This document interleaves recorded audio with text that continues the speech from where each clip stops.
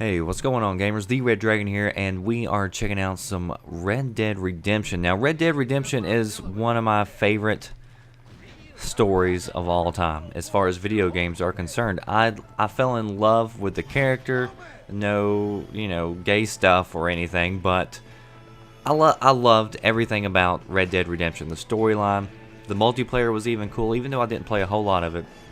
But I usually don't get wrapped up a lot of times within the campaign. I don't play a lot of single player games. Most of my games are online and multiplayer because I like that interaction that you're having with real characters. But in Red Dead Redemption, it actually took me to this setting and I felt like I was in this world, and I didn't care that these were AI characters that I was talking to. They reacted and did things in a way that felt like real humans would do. So I bring this up because of the recent controversy with Mass Effect 3, and I'm just reading articles where players are filing complaints to the Better Business Bureau and the FTC, which I think is just a little ridiculous. And I mean, let's face it, these developers, they're artists.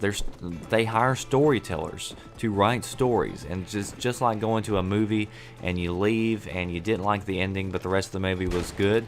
Sometimes that's the way it is with our video games. And Red Dead Redemption, I wasn't too thrilled about the ending. It was a good ending, I can't deny that, even though it was totally against anything that I wanted to happen. So the ending wasn't what I wanted, but telling a story, sometimes it doesn't always end on a good note or the way that you want it to.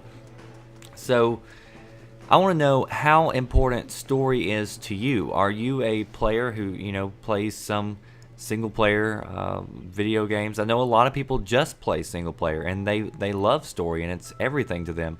I met a gamer not too long ago, and me and another friend were talking, and I was talking about, in the end, I think gameplay is the most important aspect of any video game. I mean, for me, that's why I play. I don't play to, kind of watch a movie, although there's some developers who are creating games that are like that.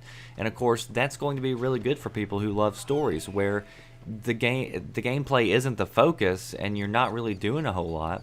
I believe if you take a look at that, what they did with the Back to the Future game recently, that's more of a story-driven game. I don't know how well it did or how well it was received, but I'm sure there's players out there who like that. But for me personally, I play a game to have fun playing the game. I don't like to sit through a whole lot of cutscenes and things like that.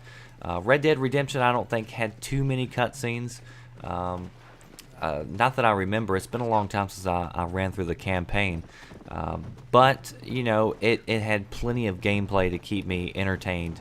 And so that's what I liked about it. But I met a gamer not too long ago who said for him, the story is the most important aspect of any game he plays. So he only plays games to get a good story, and that's cool too.